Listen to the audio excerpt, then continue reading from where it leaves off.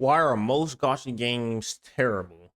Let's see what this video talks about, and I'm gonna give my thoughts throughout the video. Gacha games are good despite being gachas. That is a take I've heard, which means that, inherently, due to their genre, gacha games are absolute ass. I mean, there's probably a more angelic way to put it, but yeah, they huff shit. Behind all the smoke and mirrors, daily quests, big-titted waifus, and godlike music, they be garbage. Just by being a gacha game, it starts with an inherent disadvantage. It's already starting off to be a bad game, which means the gacha game genre is basically viewed as the goblins of game genres. I mean, that is true. Like when most people say gacha games are better or whatever, right? It's usually because like most gacha game stories are horrible or the pull system is atrocious. It used to be. Now, most of the time when they come out, they actually pretty better. However, some are able to be good games even though they are gachas, even though they are being held down by their genre. That is what the take means, and honestly, I agree. I do think that many gacha games are worse because of the genre, despite the fact that I play a fair bit of them. Sheesh. Okay, maybe more than a fair bit. I might have an addiction. So what? Let's see. I want to go back. Right. I want to see how many did I play of those. Let's see. Yeah, I played Nikkei. I never played Path of Nowhere. I played Azure Lane, Genshin Impact. Never played Cookie Run. I don't really care for it. Aether Gazer, yes. Honkai, yes. Blue Archive, no. Let me know if I should play Blue Archive down in the comment section below. Never played these. The Seven Deadly Sins, Hana Tuyama, no. I don't know what that is. If that's Grand Cross, then yes. If it's not, then no. Epic 7, yes. Honkai, yes. And yeah, that's about it. Okay, maybe more than a fair bit. I might have an addiction. So what draws the line? What makes a game good in spite of being a gacha, and why are most not at that level to even be considered good games? Well, short answer is, they don't got hot femboys. Long answer is a... What? I'm sorry for pausing, but I don't even know what that is. But I know these two. Okay, alright. Rest of this video. So let's try to define what makes a gacha game good, how it can separate itself from the endless sort of bullshit that's dropped weekly. To do this, I'm gonna break down good gacha games, but I can't exactly go over all of them as, there's a lot. Which truly begs the question of how the hell is there that many? Like bro, straight up, either billions play gacha games or fucking Jeff Bezos is addicted to them, because ain't no way all these games are making enough from just us gambling addicted weebs. But the only one... I mean, wasn't there like a story that came out that said like the mobile game industry is about like $1 billion put into it or something like that? Ones I'll cover are those I frequent on Hentai: Arknights, Olympus Company, Punishing Grey Raven, Genshin Impact, and Fate Grand Order. I'm gonna say what the strengths of these games are, to see how they have so far succeeded and how being a gacha game has either helped that or hurt that. So, Arknights, let's apple pie about it. Now, what makes Arknights good? The story is wonderfully written. I can't say every event is peak writing as stuff like Ideal City exists, but Lingering Echoes was one of the most emotional stories I've ever read. Near Light took a bunch of different characters and plot threads like the Kagan and tied it together into a great story, even though Lemon Shine was kind of shafted in it. Lone Trail is so widely loved that even a writer for Baldur's Gate 3 praised it. And we need not talk about chapters 6 to 8, everyone knows that shit is undeniably peak. Meanwhile, its characters are really fleshed out. The villains like Frost Nova Patriot, and even though I completely despise this motherfucker's guts, and Dwayne, are examples of really well-written characters. And when it comes to the operators, there's a shit ton of them, but they have character. I mean, some way more than others. Yeah, bro, it's been years, but 60% of Sutra's character is still fucking ice cream. But my sorrow aside, yes, the characters are well written, and the world building, I mean, fuck, they got an entire world map that literally has an entire history to it. Like geopolitical fucking wars and shit. Bro, they made 3 videos like a goddamn nature documentary just breaking down how the world is and what it's like. You got Victoria getting raw dogged by the Sarkaz, Bolivar having a 3-way war, which let me tell you is a lot less sexy than it sounds. Meanwhile, Ursus is praying for something to unite its falling apart nation, Laterano trying to somehow hold together the shit show that is Terra, and then there's Gaul, which, yeah, let me just check some notes. See, I never played Arknight, so should I play Arknights? Let me know down in the comment section below. Gangbanged by Victoria, Ursus, and Lethania and completely fell apart. So yes, for the sake of time, let me just simplify it. The world building in Arknights goes crazy. So it's good in story, lore, and characters. What about the gameplay? Well, gameplay will always remain subjective, but I think it's the best tower defense I've played. For the sake of time, let me just simplify why. The synergy in units, map design, and how the events constantly change the gameplay, like needing to use operators to show the map in near light, connecting the music and lingering echoes, or committing hidden runs in Ideal City. With every event, the gameplay changes. Sometimes for the worse, like with the most recent one, However, there's also interesting side stuff like the roguelike, 4 stages mixed into one with a side of tears added on, and the game mode that makes you use operators to consume other operators like Kirby and gain their stats. Don't ask about it. So yes, the gameplay is great at a baseline and keeps getting updated to make it refreshing. All in all, Arknights has amazing writing which keeps the world interesting while the gameplay is constantly updating to keep it unique. This is where it excels at. So, let's vroom on over to Limbus Company now. The main draw in Bimbus is the writing, and how hot the men are. Straight up top tier is the only term I could really use as a descriptor. Something I've never seen before, which has given me a wide array of emotions.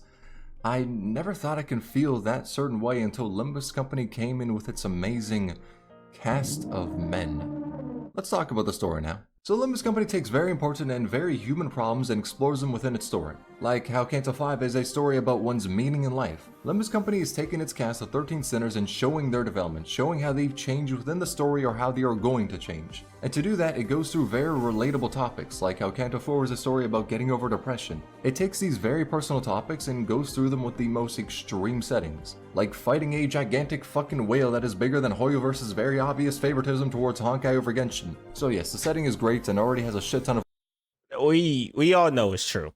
Okay, we all know it's true. Let's be real, okay? But other than that, dang, I didn't even know Gacha games talked about stuff like that, to be honest. Most of them just be lighthearted, right? They'd be like, oh yeah, go fight this boss, and then yeah, bad guy do bad stuff, fight, kill, save the world. Of lore for it due to the prior games Project Moon has made. So the plot and world building is leagues above many other stories I've read. Gameplay wise, you can debate it heavily. I swear to God there's more breakdowns on Limbus Company's gameplay and why it's either ass or good than there is boring bland video essays that have as much personality as ooze to condom. That is to say, I've seen a lot of debate on if Limbus's gameplay is trash or if it's amazing. So in my opinion, its gameplay is really fun, but it does tend to either be easy as hell to auto, or in hard battles, RNG can fuck you like you're an innocent person in a Shindo L novel. The beginning of battles is very RNG dependent, and later within the battle, more strategy can take hold with RNG having a more minimal, but noticeable hold on bullshit. And endgame content like Refraction Railway, a mode in which you need to get your turn count to be as low as possible, naturally feeds into getting lucky for an optimal score. So I'd say the gameplay has a great foundation and lots of potential, but it's yet to fully realize that, as the endgame content doesn't fully play off the strengths of the gameplay, like Mirror Dungeons having a ton of non-focused battles or Refraction Railway being RNG based. So what Limbus Company does well is story and world building. Players are actively fiending for more story updates. It's easily the main reason people play the game. Whilst the gameplay isn't bad, but it ain't anywhere near equal to the story. However, seeing how modes like Mirror Dungeon and Refraction Railway get updated is something I always look forward to. So with that being said, let's bark on over to Punishing Grey Raven now. So Punishing Grey Raven is an action RPG gacha.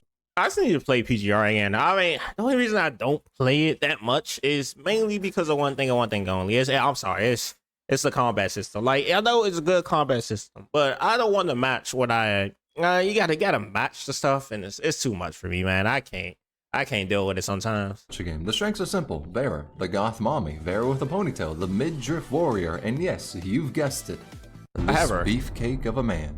So the gameplay is pretty hard to describe in a short amount of time. So just imagine the core gameplay is like you injected cocaine into your bloodstream. And from there, take all the characters in the game, give them really interesting abilities to where they all play in noticeably different patterns, sprinkle on some of Honkai Impact's gameplay, and then you got Punishing Grey Raven. I go over it more in my review of the game, but long story short, it's fun as hell. The gameplay is incredibly rewarding to master. This shit makes you feel like a Chad. It makes you feel like the character you are playing. Which means, yes, if you play... That is true. It actually do. Like, even when I was playing it and horribly messing up, it does make you feel like excited when you start getting them big hits. Like, you can feel the impact of the hit. You can feel like you are a 21-year-old furry. And with that descriptor, I've either made you all hate PGR or love it. There is no in between. So when it comes to the story, it's similar to Arknights and how it looks to build the world, but it focuses more on building its core cast of characters in the story as opposed to really fleshing out the world at large. You of course still have some detailing the world, but the driving force of the story is the characters and it wants to explore them as much as possible. I mean shit, they got like fucking 3 or more alter forms of the notable characters in the game. They want you to love these characters and see how they grow, and honestly, they succeed in that. Which is why the strength of it lies in getting new characters to try out in gameplay, as they are basically assured to play in their own unique way, different from the last. best. And when you get a new character, they have changed story-wise. If it's a new alternate form, then you can be assured they acquired some new form of trauma like a fucking gym badge. The main reason to play PGR is to get the new characters and enjoy their gameplay. And from there, you read the new story and come to love the character. That's the easiest way to simplify what makes PGR good. So with that being said, let's horny post on over to Genshin Impact. So Genshin Impact is, I mean, come on dog, you already know what the hell it is. Open world game, flashy animations, bobblehead characters with faces that look like this, that also has a character whose eyes look devoid of life. Like you're staring into the abyss itself, like you're just staring face to face with the patron deity. Remember guys, Paimon is not alive. She's a ghost. Okay. Of death and destruction, the bringer of chaos and... What the hell was I talking about? Oh yeah, it ain't gay if it's for Venti. So Genshin Impact is the most known gacha game by far. And it was able to become that popular because of, well, it's really hard to pin down why in particular it got popular. It's not hard. Literally, this is how it got popular. 1, it came out during the pandemic, so nobody had nothing else to do. 2, it literally stole from one of the games that was like Game of the Year or something like that. Like, let's be real. Let's all be real. It stole the design of, what is it called? Breath of the Wild. So that's 2 things that already worked. And then the last thing that it needed was that, I mean, everyone was hyping it up. Like, literally, you add in everyone being locked up, new game come out, looks like Breath of the Wild, everyone's going to try it out. The greatest strength is by far the open world, having all these different and interesting locations. Plus, the story was actually pretty decent back then. And now, I don't know, I haven't been keeping up, I'm going to be honest. To explore is really damn fun. Straight up, I've spent hours just talking with friends as I've gone through the world and explored shit. Now, yeah, I'm gonna keep it 100. I know for a damn fact that exploration was due to my desire to get rolls. You may call me a slave to the gacha, but those 2 fucking primos is funding that will go towards making Hu Tao a god. And to me, that shit is worth it. Now, the open world is, for the most part, enjoyable to go through. I say for the most part as some locations are... new methods of torture. And in addition to the open world, you got a big cast of characters to use, with some having amazing writing whilst others are kind of just there. Though I'd say, at a bare minimum, the characters in Genshin Impact are enjoyable. She will forever be like the most hated for me, bro. Like, I'm sorry. Like, too many 50-50s was lost that thing. And I don't know why. They either got good writing or are just fun characters. There isn't any I hate, except for Chi-Chi, but that's cause that asshole stopped me from getting Hu Tao. But I mean, Facts. I did get some use out of her. She makes a really good tank. Now when it comes to the story, I'm kind of 50-50. Most things before Samara are kind of just run-of-the-mill alright stories. Like, Liyue and Mondstadt work as plots, but it's not something I'm really insane about. Whilst Inazuma felt like Hoyo was forced to speedrun the story, but Sumeru is a damn good plot, and from what Really? I mean, me personally, with Inazuma, I feel like they took way too long. I'm gonna be honest. Like, that story, I never want to go through that again. That, like, during Inazuma is when I halfway quit the game for like a couple months because of that, plus other reasons, mainly other reasons. But it's like, I don't know. I feel like Inazuma went on way too long than it needed to, me personally, because it was so much dialogue, and I was like, oh my gosh.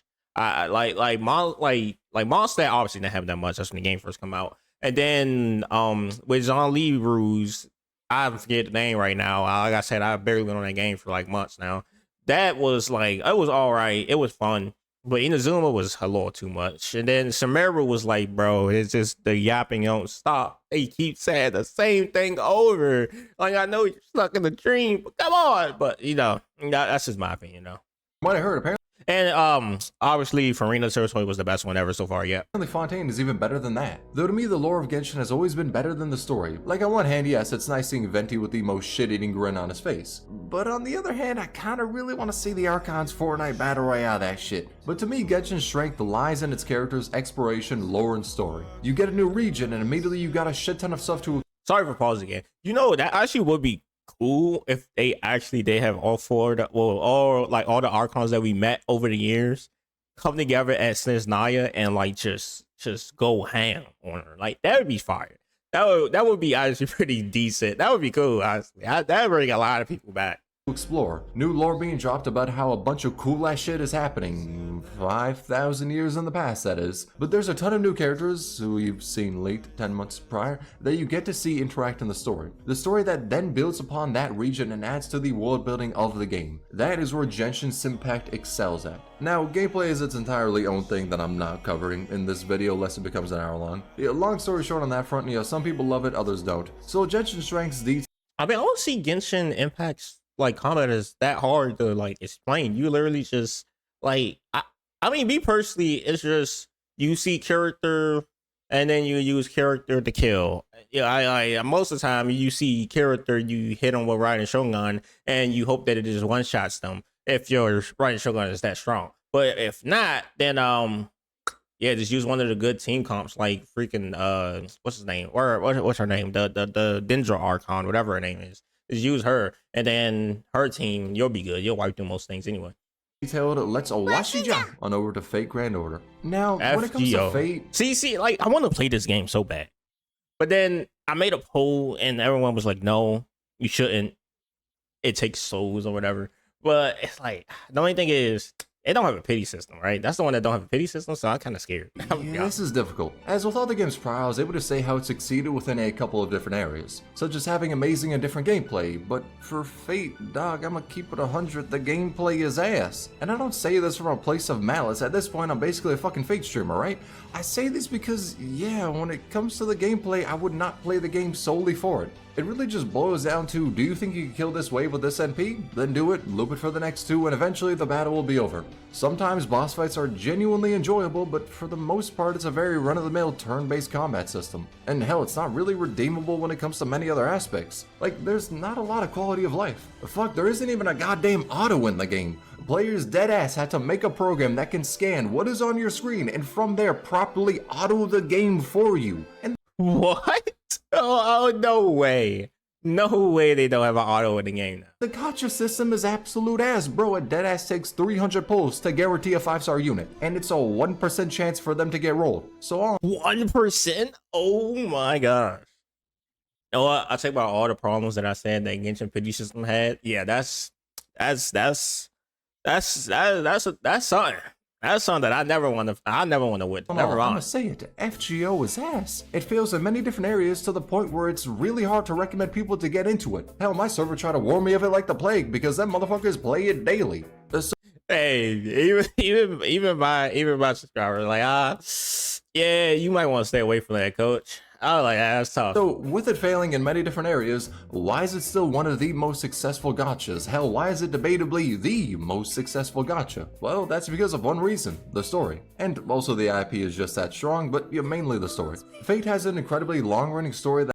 You know, my bad for pausing again. I know that was like 3 pauses in the span of like a minute. But I kind of find it funny that Fate, like they say the IP for Fate, like he said the IP is what keeps it alive, but like Naruto IP just can't keep their mobile games alive. Maybe I mean their mobile games are garbage, but they got that IP. I think if any IP, it'd be them and Dragon Ball. Dragon Ball actually have done it with Dokkan, but I have never seen Naruto done it yet once. That has some of the best writing out there. Straight up, chapters in Fate are basically like a fucking novel. Hell, they double the word count of one. Fate has a shit ton of flaws, but it is able to survive because it has one of the best stories out there, which continues to grow with every new update. And then it makes you love all the characters as well. Like, I'm yet to get to Lost Belt 6, but people have told me over and over that when I read it, I will love this smug-ass fairy. At this point, them motherfuckers are seeming like a cult. But, yeah, I also kind of understand it. I was playing through Babylonia and actively trying to hate Erish, and fuck was that shit difficult to do. The writing made me take back most of the shit talking I was doing, which is hard as hell to do cause I shit talk a lot. So the characters and story make this game stay alive, which is a strength of it. And you may have noticed a theme with me going over the strengths of these games. All of them succeeded due to having something they can build on. The story of all these games is a huge strength, some less than others. As I know for a damn fact, a lot of people play Genshin just so they could see Mami Miku do that little fucking smile in her alt. And for Arknights, I know a lot of people just don't read the story as it's fucking bloated at times. Whilst for FGO, if you ain't reading the story, the fuck else you playing the game for? But with these stories being good, it creates a live service game that has an evolving world which people want to see what will happen next. For Arknights, people are interested to see how Rhodes Island is going to deal with the Sarkos who are throwing fucking night raves in Victoria. For Limbus, people wish to see how the Sinners will develop and if Virgilius will stop being a fucking fraud. Whilst PGR players are reading the next chapter in the story to just find out which character's turn it is to get tortured in the story. I mean, whenever you hear someone say the units in PGR have a lot of character, just remember the simple phrase, suffering builds character, because that shit is way too true for PGR. And the gameplay is also something the live service mode can build on, like PGR getting more interesting characters, Arknights getting new game modes. Limbus trying to make the Mirror Dungeon Slave Farm actually enjoyable, and they're kinda succeeding. But Fate trying to undo the CBT nature of their combat system with new additions, and it's up to your interpretation to figure out which CBT I'm talking about. And Genshin isn't really looking to change up their gameplay as they don't really make new endgame content, but they keep the gameplay fun by giving players new areas to explore, or making really unique events that stray away from the basic, oh, just kill this group of enemies. Like, it was fun as shit to play Prop Hunt in this game, deadass, it was one of the better experiences I've had with Prop Hunt. Or taking in some code online to then put into the game so I could play a user-uploaded beat map. Genshin's various events are— See that? I'm gonna be honest. That's the only way I play those events, okay? Because I don't know how people do that on their phone. I can't do it. a way to keep the game feeling fresh. So that's the strength of a gacha game, being a live service and having new story beats, new gameplay modes, or more to explore and fuck around with. All of this makes it so the games give players new shit to do or continue what the players love, like giving more world building or character development. The driving force behind a successful gacha game is its live service nature, being able to give players new content that they love. And of course the thing that trumps all these points and actually keeps the games alive, introducing new waifus. I mean, let's be honest, you and me know this shit. These sides are keeping the servers pumping, let's be real. But on that point, I want to talk about one thing. Would these games survive without being a gacha? If, for all of these games, you instead paid for them and subsequently any updates, would you actually play them? I mean, the answer is definitely per person, but let me see. Yes, I still would. Like Genshin, yes, I still pay. I would be honest. Hong Kong Star Rail, yeah. Zenless Zone Zero, heck to the yeah. Okay, maybe I'm just the MiHoYo shield. Maybe that's what's going on here, guys. Huh? No, I wish. When I try to apply, they say no. But anyway, yeah. I mean, to be honest, that's about it. Maybe. See, no, not Epic 7. I wouldn't do it for that one. I'm sorry. Nah. Let me just run through my thoughts. So, if Genshin was, let's say, $40 on release, and then every new region costs about $10 to $20, would you actually buy it? This is, of course, ignoring how it would sell on phones, as, let's be real, who the fuck is spending above $20 in the App Store so they can play a mobile game? I hope nobody. Yeah, I'm gonna be honest, I still do it. I mean, it depends. Because if they give you the characters for free as well, then yes. If they don't, that's more of a maybe not. I think if you did that, someone from Google would drive to your house, remember they have your address on file, and then fucking shoot you. As no human would do that shit, spending above $20 to play a mobile game is some skinwalker behavior. They'd shoot you out of concern for the world. So let's just imagine all these games are on console/PC to where buying them and subsequent DLC is considered normal. So in the case of Genshin, I can see myself spending $20 for a region. If that region came with all the art conquests in it and all the characters that would have been released in that region. Okay, then yeah, most definitely. That's a bang for your buck. Like people literally spend more than that on the Sims DLCs. Like per day DLCs go up to like I think like $1,000 or something like that. Like I know.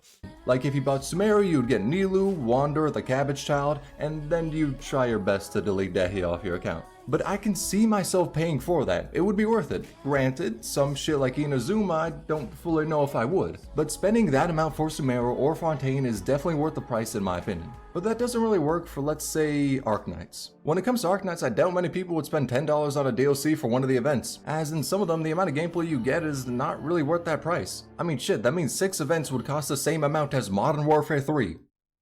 Okay, never mind, the events are way better, that shit's worth the price. But for Arknights, I can see a subscription-based model working. Paying $3 to $5 a month would be reasonable for the amount of gameplay I would get. And again, that is assuming that all gacha shit is thrown out the window and we just get the units via gameplay or something. That would be a fair, reasonable subscription price.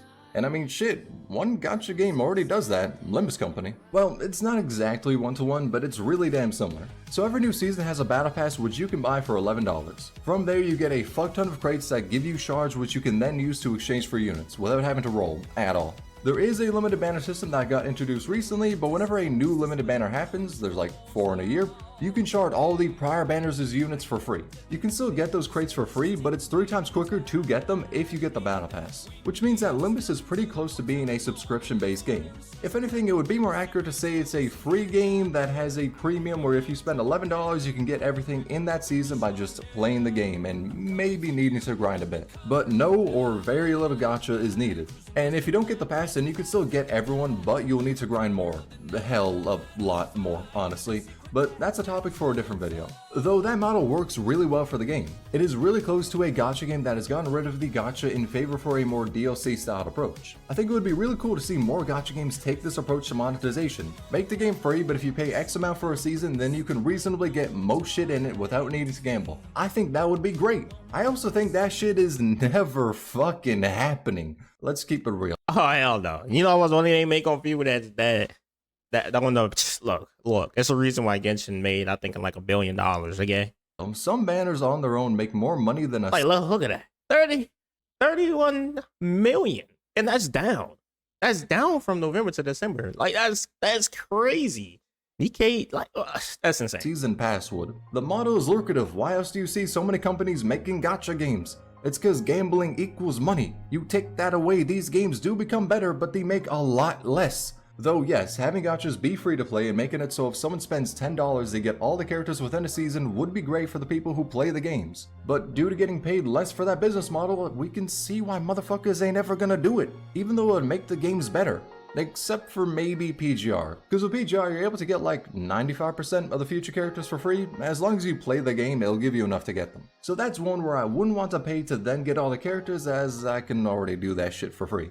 But if it was made so a pass can give you all of them at SSS with their signature weapon, then I can see myself getting that, as it will make the combat more fun. But again, even though it would be great, it's not gonna happen as the current gacha model is way more lucrative. Which then brings me to my final point in the title of the video. Gacha games are good despite being gachas. Let's talk about how being a gacha makes these games worse, how it holds them back. And outright, I was gonna say grind is a big one, as a ton of gacha games basically feel like a fucking coal mining simulator, in which you spend hours getting cards for your operators to then eat, apparently. However, I would like to view the flaws present within a gacha game under the idea that all of these games I'm talking about have been turned into a live service without any gacha. So stuff like grind would still exist, as a live service model needs something like that to keep players engaged in playing the game. I mean, fuck, look at Destiny. Yeah, the grind in that is way more than any other gacha game. Though if the games didn't make you grind for roles, then I can imagine some annoying stuff being easier to ignore. For example, if you didn't need to grind for roles in Genshin, then it'd be easier for players who don't like Spiral Bits to just ignore it. So making it— Oh, I'm gonna be honest. I don't like it, so I just ignore it. I can care less. I'll be so real. live service with no rolling can make some aspects of the game more bearable, but overall they'd still be grindy games. But a big flaw is having units locked behind gambling. It gives you less gameplay options, sucks for new players, and is hell for collectors. It feels infinitely better to unlock characters via gameplay. Another problem would be power creep. If players didn't have to spend directly for a unit, developers can fuck around a lot more with characters as kits, instead of having the fear that making a unit ass would hurt the quarterly profit, as making a fun unit would be a great incentive for players to try and get them. But in a gacha game, whenever I ask about a character and the only response I hear is, "Oh, they're fun," and nothing else, your boy knows they are absolutely cheeks. That is true. Because of this, not many people give a damn about the unit or care to roll for them. I mean shit, look at Dehya. A beloved character, great design, great story, people were really hyped for her. Then it was revealed just how ass she was and a ton of people lost interest in her. Because they did her dirty. I'm sorry, they did her dirty. That was messed up, yo. And she's a beloved character, but on the other, if players aren't going to use her, then not many wish to spend about 180 pulls to guarantee her. So there is monetary incentive behind making a character strong, especially stronger than the last. Another flaw of the genre is the bullshit they use to make players log in daily and constantly play the game. Like daily quest giving roles. I mean, stuff like that exists just to keep players addicted to playing the game. This still does exist in non-gacha games, but it's much easier to ignore some materials than it is to ignore something that can make the game more fun. A big thing though is a disconnect between gameplay and story. You can go through a gacha story, have a character become best buds with you, but to actually use them in the game you need to walk to the nearest grindstone and sharpen up that credit card, cause bitch you gonna be swiping that. Some gachas have a good connection between gameplay and narrative, like getting Bedivere as a heroic spirit after Camelot and FGO. But others like Arknights can have a whole event where it talks about a unit going to join Rhodes Island, and to actually get them, you need to create a catalyst in which you play German music with goat noises over it to hopefully roll that unit. Even though story-wise, they should be available from gameplay. And if we imagine that some of these games are just turned into a full release, pay $60 and get the entire story, no wait for updates needed, then even more flaws can be taken away. Like the grind, stamina systems, pacing, FOMO, spending $40 for a costume that should be earnable via gameplay. These flaws usually— I'm sorry, don't costumes is way too much. Me personally, the $20 for a costume, okay, maybe. Like $10, that's great. But $40 for a 5-star car, a 5-star character costume is outrageous. Y'all don't even spend that much to make it. That's why I don't buy it. I don't buy it. Only one. You know, I think that was, who was it? It was during Kaching coming out. Was it Ganyu? I think it was Ganyu's. Usually come with live service games, and gachas are no different. However, above all, the main flaw is simply, as a gacha, you need to gamble. That is the biggest problem. I've done a fair bit of reviews, and I usually get comments by people saying there's no way I would ever play a gacha game. They are all ass in my opinion, which is 100% understandable. It makes perfect sense to not want to gamble. Also makes perfect sense to not want to play a game for whatever reason. It's your time. Use it how you want. If you view it as predatory and would like to ignore it, then feel free to. And that's honestly a big thing right there. It's hard to recommend a game where the primary way to get units is by gambling. I can sit here and say how the stories in each of them are amazing or how the gameplay is some of the best I've seen, but the simple fact of needing to gamble to get characters who make it fun is stupid. These games would be better if they weren't a gacha. If some way was found to fund the game and make it so you only need to actually play the game to get all the characters, then that would be amazing. Gameplay would be varied as all hell, developers wouldn't get told to make overpowered units for the sake of sales, players wouldn't feel the need to log in daily for gameplay incentive, there would be less disconnect between plot and gameplay, and the games would be easier to recommend. Being a gacha does actively hurt it. I mean, all the popular ones are just great games on their own. That's why I went over their strengths. The gameplay in Arknights is one of the best tower defenses out there. Limbus Company's story doesn't have the most chapters. Like me personally, I think Hong Kong Star Rail is one of the best gacha games when it comes to story. Me personally, I never really watched the story of Hong Kong Impact Third. The Epic 7 story I can care less about because they don't decide to voice act that. I mean, 7 Deadly Sins Grand Cross is literally just 7 Deadly Sins, so I'm not even going to add that in there. But yeah, I mean, Genshin's is all right, but I like Honkai's like way better. And actually, to be honest, I like Zenless on Zero like story so far way better than the rest. I don't know what writers they got on that team, but they are top 10, top notch right there.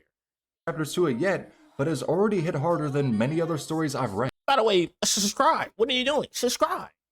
Hell, it has a better story than some visual novels I've played. That's how good it is. PGR ain't no Devil May Cry, but at times, fuck, it gets kinda close. It's like 75% DMC, which is the greatest compliment you can give an action game. Genshin's world is enjoyable to go through, and every new region makes the world feel more alive, whilst Fate continues to have some of the best writing known to man to help distract away from all the other fucking disasters of it. Yet point is, these games have factors that make them amazing. At times better than other games they're competing with, like how PGR is one of the better action games I've ever played. But if they were not that good, they wouldn't survive, or wouldn't be anywhere near as popular as they are.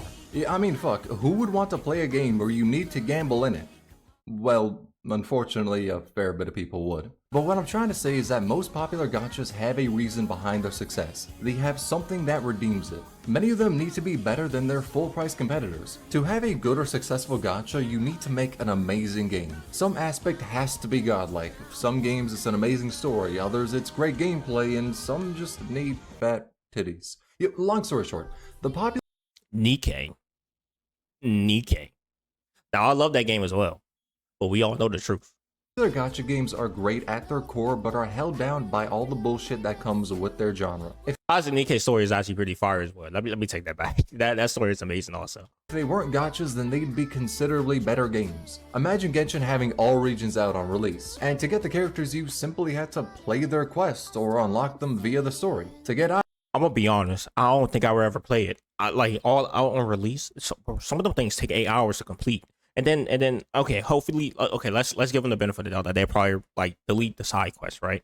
That takes about like 90%, 90 hours out of the game already. Yeah, I'm gonna be honest though. Maybe it will take me like at least a couple of months to complete that. Cause like those stories be outrageously long.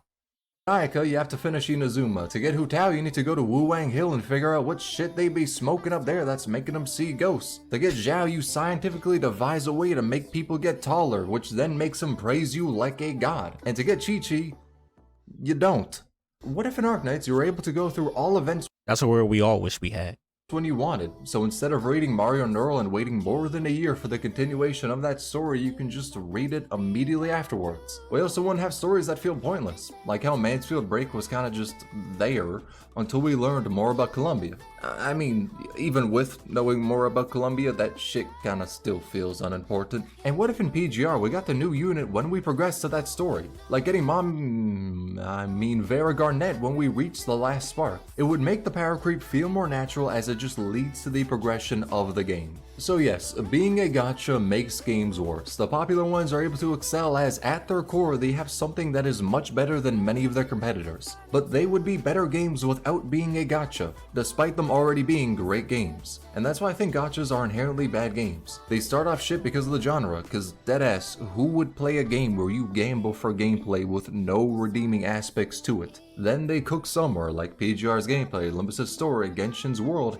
and come to be good games. That's why I agree that gacha games are good despite being gachas. So, that's it for the video. The gacha glazer is finally breaking free of his chains. Nah, I'm just joking, I like talking shit too much to be a glazer. Though make sure to like, comment, and subscribe. If you don't, I'll subject you to playing Tower Fantasy for a year. A year. Oof, good luck with that, buddy. I'm gonna be honest, I went back. What is this? Playing, then easy, then pulling for the press, the Giga Chad, and that's crazy. I'm gonna be honest with like one thing is, yeah, I downloaded Tower Fantasy. That was a good video, by the way. Make sure you guys like go follow. It's gonna be down in the description. That was a good video. I loved it so much. If you like my reaction to it, let me know. If you hate my reaction to it, let me know down in the comment section below. Also, subscribe for like a lot of stuff. And but yeah, I'm gonna be honest. Tower Fantasy sucks, and I would never re-download that game ever again.